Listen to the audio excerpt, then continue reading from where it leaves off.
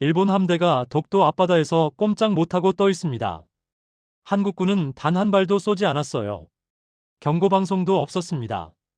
그런데 일본 함정 3척이 전진도, 후퇴도 못한 채 그냥 멈춰섰죠. 나토 최고 분석관조차 이렇게 말했습니다. 이건 전쟁이 아니다. 전쟁보다 무섭다. 하지만 가장 충격적인 순간은 따로 있었습니다.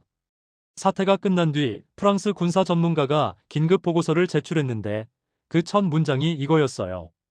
한국은 싸우지 않고 이겼다. 아니, 싸움 자체를 불가능하게 만들었다. 여기서 잠깐 구독 버튼 꾹 눌러주시고요. 좋아요는 이 영상이 더 많은 분들께 전달되는데 정말 큰 힘이 됩니다. 그리고 한국이 자랑스러우시다면 댓글에 대한민국이라고 남겨주세요. 그럼 지금부터 나토 분석관이 목격한 한국이 만든 보이지 않는 통제의 전말을 들려드리겠습니다. 새벽 5시 40분. 저는 브뤼셀 나토 본부 상황실에 앉아 있었습니다. 커피가 식어가고 있었어요. 저는 엘리사 마르틴, 43살. 나토 해군 전략 분석관으로 15년째 일하고 있죠. 화면이 깜빡였습니다. 독도 동쪽 25해리 지점. 빨간 점 3개가 떴어요. 일본 함정. 이즈모급 호위함 1척, 구축함 2척. 평소보다 훨씬 가까웠습니다. 심장이 쿵 내려앉았어요. 마르틴 확인했어? 마이클 헤인즈가 옆에서 물었습니다. 미 태평양 사령부 연락장교. 51살. 회색 머리에 피곤한 눈빛이었죠. 확인했습니다. 평소 경로를 벗어났어요. 화면을 확대했습니다. 비자 대형. 전술 접근이었어요. 하지만 한국 측 반응은 없었죠. 레이더에 아무것도 안 잡혔습니다. 한국 함정은? 마이클이 물었습니다. 없습니다. 독도 기지 레이더만 작동 중이고요. 이상했어요. 일본 함정이 이렇게 가까이 오면 한국은 항상 초계함을 내보냈거든요. 하지만 이번엔 완전히 고요했습니다. 너무 고요했죠. 오전 6시 10분. 일본 함정에서 무언가 투하됐습니다. UUV. 무인 수중 탐사기. 독도 해저 지형 스캔용이었어요. 화면에서 UUV 신호가 깜빡였습니다. 천천히 해저로 내려가고 있었죠. 200m, 300m. 그런데 350m 지점에서 신호가 흔들렸습니다. 뭔가 간섭받고 있어요. 독일 장교가 말했습니다. 데이터를 확대했어요. UUV 항법 시스템이 오작동하고 있었습니다. GPS 신호가 끊기고 자이로스코프가 표류하고 음향 센서가 다중 반향을 잡아냈죠. 공격받는 겁니까? 마이클이 긴장했습니다. 아닙니다. 저는 천천히 말했어요. 공격도 아니고 신호 교란도 아니에요. 이건 말을 멈췄습니다. 설명할 수가 없었어요. 물리적 충돌도 없고 전자전 신호도 없는데 장비가 멈춰 있었습니다. 일본 함정이 움직이기 시작했습니다. UUV 회수를 위한 전진이었죠. 하지만 1000m를 가지 못했어요. 선체 센서에서 경보가 울렸습니다. 수중 장애물 다수 포착. 전진 불가. 반복합니다. 전진 불가. 저는 해도를 확인했습니다. 이 해역엔 암초도 침몰선도 없었어요. 수심은 400m. 깨끗한 바다였죠. 뭐가 있는 겁니까? 마이클이 물었습니다. 모릅니다. 저는 솔직하게 대답했어요. 해도상으론 아무것도 없어요. 일본 함정 3척이 멈췄습니다. 모두 같은 위치에서 정지했어요. 그리고 한국은 여전히 아무 반응이 없었습니다. 그때 깨달았어요. 이건 시작이 아니라는 걸. 이미 끝나 있었다는 걸. 한국은 움직이지 않았지만 바다는 이미 대답하고 있었습니다. 오전 9시. 정례 상황 브리핑이 열렸습니다. 나토 태평양 모니터링팀 전원이 화상으로 연결됐어요. 15명. 각국 해군 분석관들이었죠. 동북아 상황부터 시작하겠습니다. 브리핑 담당관이 말했습니다. 저는 스크린에 데이터를 띄웠습니다. 일본 함정 3척이 독도 동쪽 해역에서 전진 불가 상태입니다. UUV 한 대가 통제 불능이고요. 원인은? 담당관이 물었습니다. 저는 잠시 망설였어요. 불명확합니다. 물리적 공격 징후는 없습니다. 그럼 뭡니까? 영국 분석관이 끼어들었습니다. 함정이 그냥 멈춰 섰다는 겁니까? 정확히는 멈출 수밖에 없었습니다. 수중 센서가 다중 장애물을 감지했지만 해도상으론 아무것도 없어요. 마이클이 팔짱을 꼈어요. 마르틴, 위험도 평가는? 그 질문이 제 심장을 찔렀습니다. 위험도 평가. 제 트라우마였어요. 13년 전 지중해에서 저는 위험도 낮은 판정을 내렸습니다. 결과는 참혹했죠. 3명이 죽었어요. 현재로선. 저는 천천히 말했어요. 위험도 낮음으로 판단합니다. 화면이 조용해졌습니다. 근거는? 독일 분석관이 물었습니다. 한국의 공격 의도가 명확하지 않습니다. 함정 배치도 없고 무력 시위도 없어요. 하지만 함정이 못 움직이지 않습니까? 프랑스 분석관이 말했습니다. 움직이지 못하는 것과 공격받는 건 다릅니다. 저는 단호하게 말했어요. 확전을 부를 만한 상황은 아닙니다. 브리핑이 끝났어요. 저는 혼자 남아 화면을 바라봤죠. 일본 함정은 여전히 멈춰 있었고 한국은 여전히 나타나지 않았습니다. 오후 2시. 일본 함정에서 헬기가 이륙했어요. 하지만 500m를 가지 못했죠. 항법 시스템의 이상. 자기 나침반도 오류. 헬기가 비틀거리며 회항했습니다. 이건 우연이 아닙니다. 저는 중얼거렸어요. 함정, UUV 헬기. 세타 같은 패턴이에요. 하지만 공격 신호는 없어요. 오후 5시. 일본 측에서 공식 항의가 들어왔습니다. 즉각 방해 행위 중단하라. 한국 정부 답변은 더 간단했습니다. 방해 행위 사실 없음. 해당 해역은 우리 관할 수역. 그게 전부였어요. 설명도 없고 변명도 없었습니다. 단 한 줄. 밤 11시. 저는 숙소로 돌아왔습니다. 잠이 오지 않았어요. 노트북을 켜서 과거 파일을 열었습니다. 13년 전 제가 쓴 보고서였죠. 위험도 낮음. 확전 가능성 없음. 그리고 이틀 뒤 3명이 죽었어요. 제 판단이 틀렸기 때문에. 창밖을 바라봤습니다. 브뤼셀에 비가 내리고 있었어요. 제 보고서는 일본에게 명분을 줬습니다. 국제사회도 문제 삼지 않는다는 명분을요.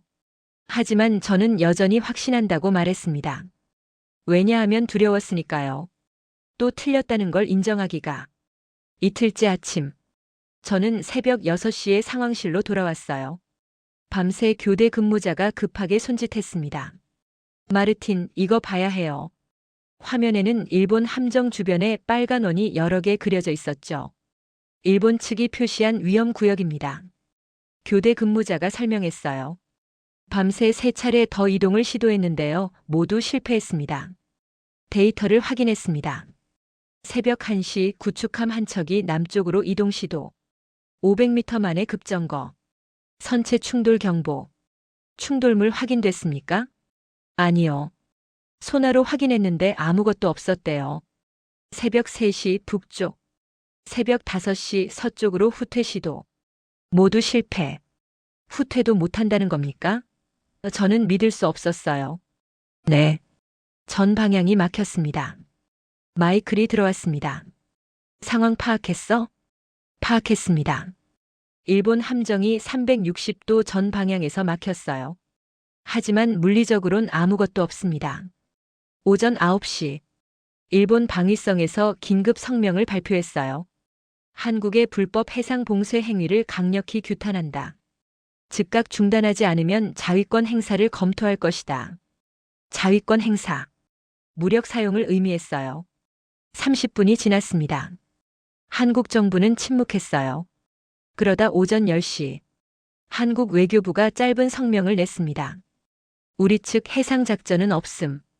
해당 해역의 항해 안전은 각국이 자체 판단할 사항. 변명도 없고 해명도 없었습니다. 오후 2시. 일본 함정에서 잠수부를 투입했습니다. 4명이 물에 들어갔어요. 화면에 수중 영상이 떴죠. 맑은 바다. 물고기들이 헤엄치고 있었습니다. 전방 10m 전진. 잠수부들이 천천히 나아갔어요. 15m, 20m. 그때였습니다. 잠수부 한 명이 갑자기 멈춰 섰어요. 손을 앞으로 뻗었습니다.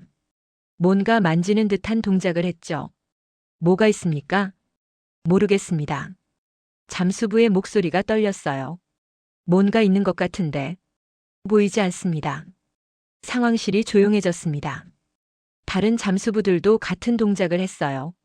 공중에 손을 대는 것 같았습니다. 보이지 않는 벽. 이건 뭡니까? 마이클이 중얼거렸습니다. 저는 대답할 수 없었어요. 밤 8시. 저는 보고서를 작성했습니다. 손가락이 키보드 위에서 멈췄어요. 독도 인근 해역에서 항법 장애 현상 지속. 원인 규명 불가. 한국의 직접 개입 증거 없음. 그러나 상황의 통제권은 명백히 한국 측에 있음. 통제권. 그 단어를 쓰는 순간 깨달았어요. 한국은 싸우지 않았습니다. 하지만 바다를 통제하고 있었습니다. 보이지 않게. 사흘째 아침. 국제화상회의가 열렸습니다. 나토, 미 태평양 사령부, 일본 방위성, 한국 국방부. 4개 기관이 동시에 연결됐어요. 일본 측부터 설명해 주시죠. 의장이 말했습니다. 일본 방위성 대표가 화면에 나타났어요. 사흘 전부터 우리 함정 3척이 독도 동쪽 해역에서 움직이지 못하고 있습니다. 원인은 한국의 불법 해상 차단입니다. 증거가 있습니까? 미국 대표가 물었습니다. 직접적 증거는 없습니다. 하지만 정황상 명백합니다. 화면 한쪽에 한국 대표가 보였어요. 육군 준장. 50대 초반. 무표정했죠. 한국 측 입장 듣겠습니다. 한국 대표가 천천히 입을 열었어요. 우리는 해당 해역에서 어떠한 작전도 수행하지 않았습니다. 그럼 일본 함정이 왜 못 움직입니까? 그건 일본이 판단할 문제입니다. 우리 관할 수역의 해양 환경은 복잡합니다. 우리 잠수부가 확인했습니다. 보이지 않는 장벽이 있었어요. 일본 대표의 목소리가 높아졌습니다. 보이지 않는다면 증명할 수 없지 않습니까? 한국 대표의 대답이 차갑게 떨어졌습니다. 저는 그의 얼굴을 봤습니다. 감정이 없었어요. 화도 당황도 변명도 없었죠. 나토 분석관 의견 듣겠습니다. 의장이 저를 불렀어요. 사흘간 모니터링한 결과 목소리가 떨렸어요. 한국의 직접적 군사 행동은 확인되지 않았습니다. 그럼 뭡니까? 저는 잠시 멈췄습니다. 그리고 처음으로 솔직하게 말했어요. 모릅니다. 교범에 없는 상황입니다. 교범에 없다고요? 네. 공격도 아니고 방어도 아니고 봉쇄도 아닙니다. 하지만 통제는 되고 있어요. 명백하게. 한국 대표가 처음으로 미소를 지었습니다. 아주 짧게. 하지만 저는 봤습니다. 회의가 끝났습니다. 저는 자리에 그대로 앉아 있었어요. 마이클이 다가왔죠. 마르틴, 괜찮아? 하나도 괜찮지 않습니다. 제가 뭘 본 건지 모르겠어요. 내 생각을 말해줄까? 한국은 새로운 걸 만들었어. 전쟁과 평화 사이에 있는 뭔가를. 싸우지 않지만 이기는 방법. 그 말이 머릿속에 박혔습니다. 오후 3시. 저는 개인 노트에 메모를 남겼어요. 한국의 대응 방식에는 이름이 없다. 공격이 아니다. 방어도 아니다. 하지만 상대를 완전히 무력화시킨다. 무기 없이, 충돌 없이, 설명 없이. 펜을 멈췄습니다. 그리고 새로운 문장을 썼어요. 이것을 무언 억제라고 부르겠다. 무언 억제. 말하지 않는 억제. 보이지 않는 통제. 그게 제가 사흘간 본 것의 정체였습니다. 나흘째 오후. 한국 대통령이 움직였습니다. 청와대에서 짧은 담화가 나왔어요. 사전 예고 없이. 생중계였죠. 저는 브뤼셀 상황실에서 실시간으로 봤습니다. 화면에 한국 대통령이 나타났어요. 60대 초반. 회색 양복. 표정은 평온했습니다. 국민 여러분, 독도 인근 해역 상황에 대해 말씀드리겠습니다. 상황실이 조용해졌습니다. 우리는 어떠한 도발도 하지 않았습니다. 우리 해역을 지킬 뿐입니다. 평화롭게 그러나 확실하게. 그게 전부였습니다. 45초. 추가 설명도 없고 질의응답도 없었어요. 화면이 꺼졌습니다. 이게 뭡니까? 독일 장교가 어리둥절해했습니다. 아무 말도 안 한 거나 마찬가지잖아요. 하지만 저는 달랐습니다. 아닙니다. 모든 걸 말했어요. 뭘 말했다는 겁니까? 우리는 물러서지 않는다. 하지만 먼저 나서지도 않는다. 상황은 이미 정의됐다.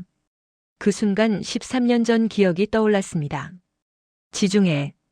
제 상관이었던 제독이 말했어요. 전쟁에서 가장 중요한 건 상황 정의야. 누가 이 사건을 어떻게 부르는지. 그게 결과를 결정해.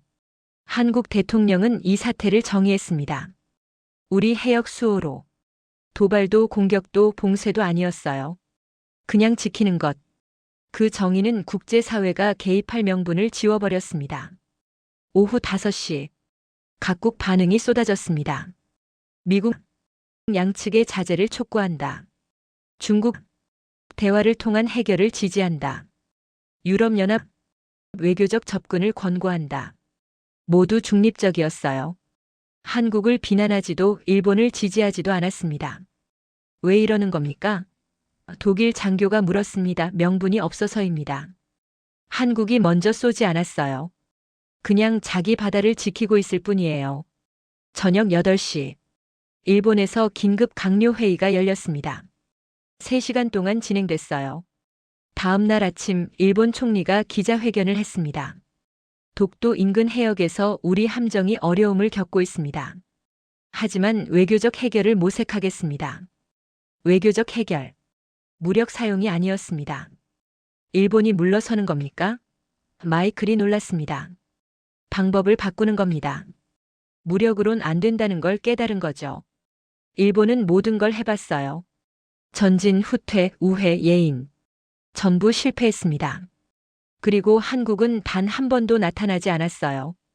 오후 2시. 저는 최종 보고서를 작성했습니다.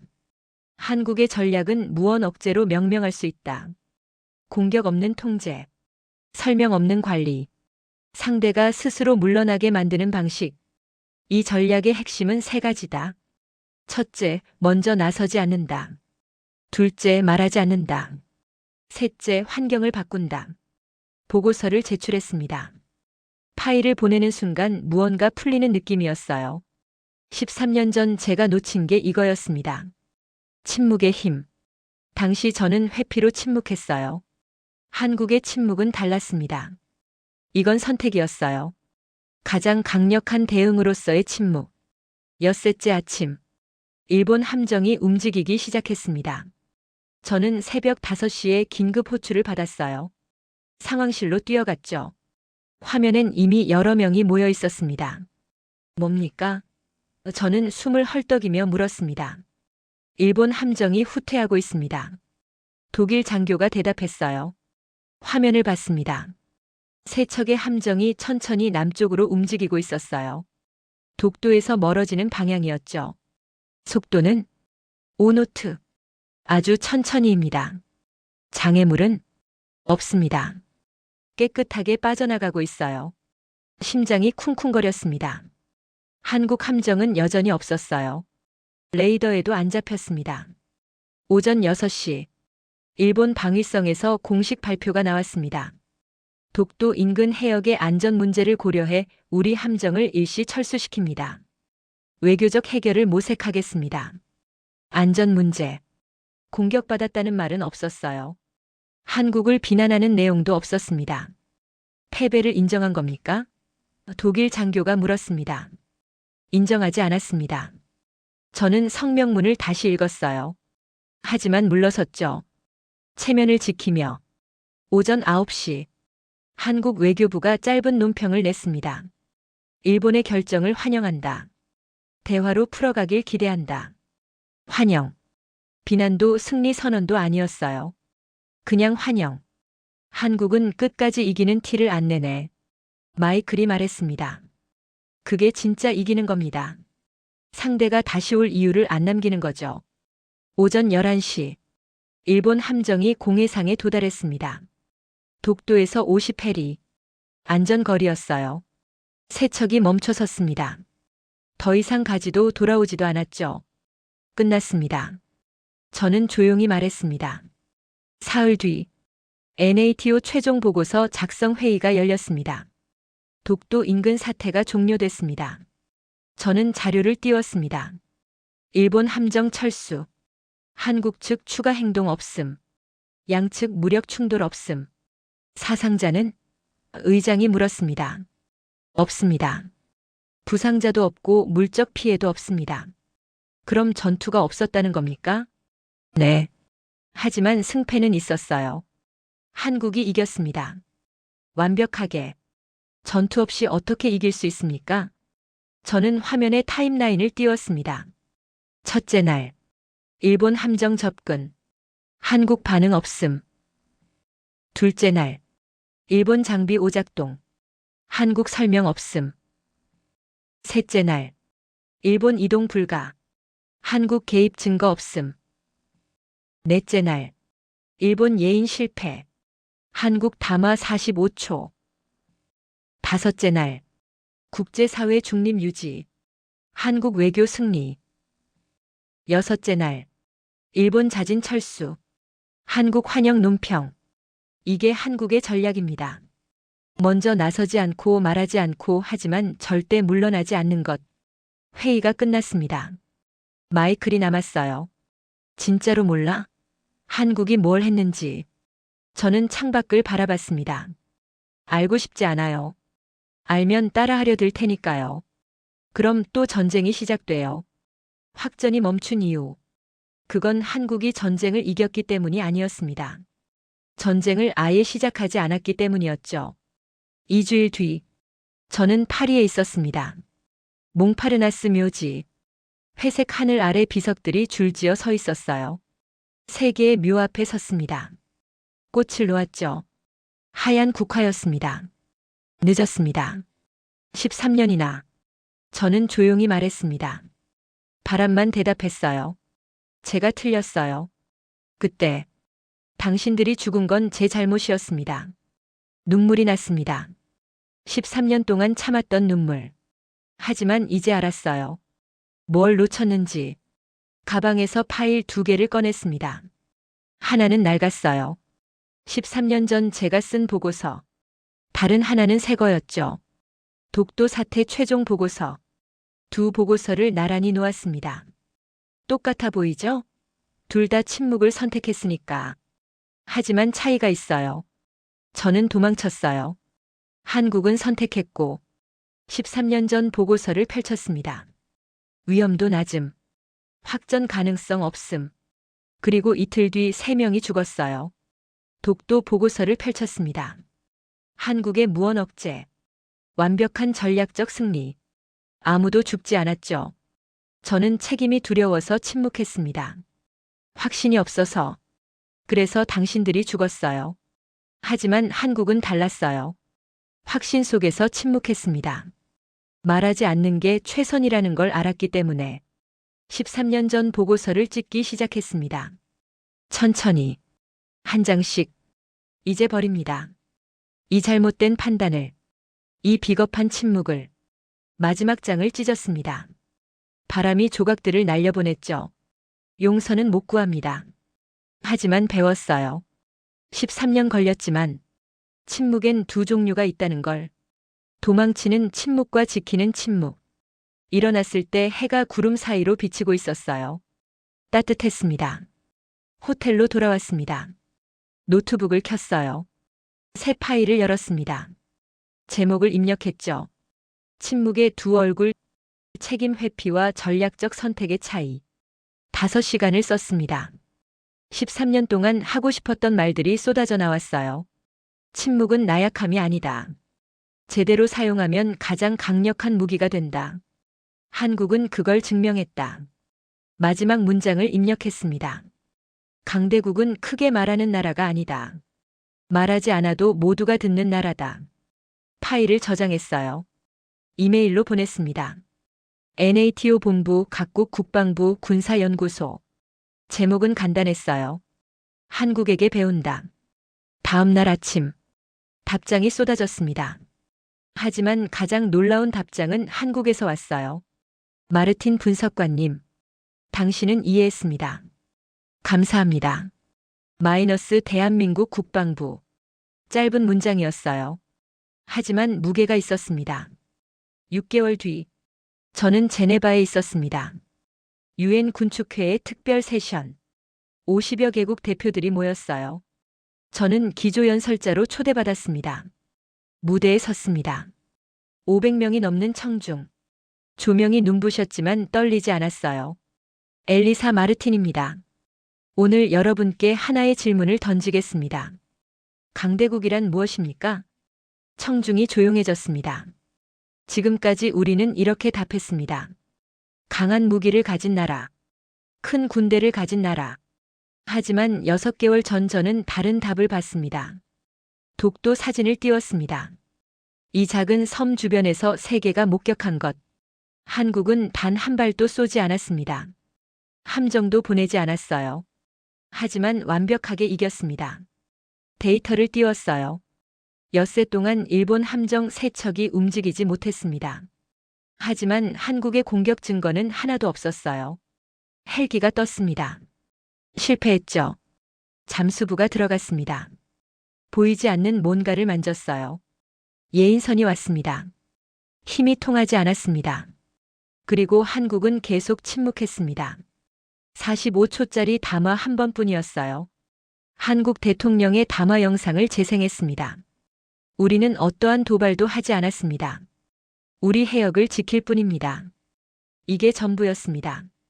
설명도 변명도 없었어요. 단지 상황을 정의했을 뿐이죠. 화면을 끄고 청중을 바라봤습니다. 저는 13년 전 실수를 했습니다. 확인되지 않은 위협 앞에서 침묵했고 3명이 죽었습니다. 그래서 저는 항상 생각했어요. 침묵은 비겁함이라고. 하지만 한국이 보여줬습니다. 침묵은 전략이 될 수 있다고. 화면에 새로운 문장을 띄웠습니다. 강대국은 싸움을 이기는 나라가 아니라 싸움이 시작되지 않게 만드는 나라다. 청중이 박수를 치기 시작했습니다. 하지만 저는 손을 들어 멈췄어요. 한국이 가르쳐 준 건 3가지입니다. 첫째, 힘은 보여주는 게 아니라 느끼게 하는 겁니다. 둘째, 승리는 상대를 쓰러뜨리는 게 아니라 스스로 물러나게 하는 겁니다. 셋째, 리더십은 크게 말하는 게 아니라 정확하게 정의하는 겁니다. 이것이 21세기 억제력입니다. 무기가 아닌 지혜, 위협이 아닌 통제, 확전이 아닌 관리. 화면에 마지막 슬라이드를 띄웠습니다. 그날 한국은 아무것도 하지 않았습니다. 단지 아무도 실수하지 못하게 했을 뿐입니다. 박수가 터져 나왔습니다. 기립박수였어요. 청중 모두가 일어났죠. 저는 고개를 숙였습니다. 눈물이 났어요. 하지만 이번엔 슬픔이 아니었습니다. 연설이 끝나고 로비에서 한 사람이 기다리고 있었어요. 한국 사람이었습니다. 60대 초반. 훌륭한 연설이었습니다. 그가 명함을 건넸어요. 하나만 말씀드리겠습니다. 당신이 이해한 것. 그게 우리가 원했던 겁니다. 싸우지 않는 힘. 말하지 않는 지혜. 보이지 않는 통제. 세상이 이걸 깨닫길 바랐어요. 명함 뒷면에 한글이 적혀 있었습니다. 영어 번역이 있었어요. 불전승, 싸우지 않고 이기다. 그날 저녁. 호텔 방으로 돌아왔어요. 창밖으로 제네바 호수가 보였습니다. 석양이 물에 반사되고 있었죠. 13년 전 저는 침묵했습니다. 두려워서. 6개월 전 한국도 침묵했어요. 확신해서. 그 차이가 모든 걸 바꿨습니다. 이제 세상은 알게 될 겁니다. 강대국의 새로운 정의를. 무기가 아니라 지혜로. 위협이 아니라 통제로. 전쟁이 아니라 평화로 이기는 나라. 그게 진짜 강대국이라는 걸. 그리고 한국은 그걸 보여줬습니다. 조용히 확실하게. 대한민국은 언제나 그래왔습니다. 크게 외치지 않아도 세상이 귀 기울이는 나라. 힘을 과시하지 않아도 존중받는 나라. 싸우지 않아도 지킬 줄 아는 나라. 이게 우리의 진짜 힘입니다. 5천년 역사가 만든 지혜죠. 급하게 반응하지 않고 조용히 준비하고 확실하게 지켜내는 것. 세계 최고 분석관도 인정했습니다. 한국은 싸우지 않고 이겼다. 아니, 싸움 자체를 불가능하게 만들었다. 이게 21세기 강대국입니다. 무기가 아니라 지혜로, 위협이 아니라 통제로, 전쟁이 아니라 평화로 이기는 나라. 여기서 잠깐 구독 버튼 꾹 눌러주시고요. 좋아요는 이 영상이 더 많은 분들께 전달되는데 정말 큰 힘이 됩니다. 그리고 지금 어디서 보고 계신지 댓글로 나눠주세요. 다음 영상에서 또 만나겠습니다. 대한민국의 놀라운 이야기로 찾아뵙겠습니다. 감사합니다. 대한민국 파이팅!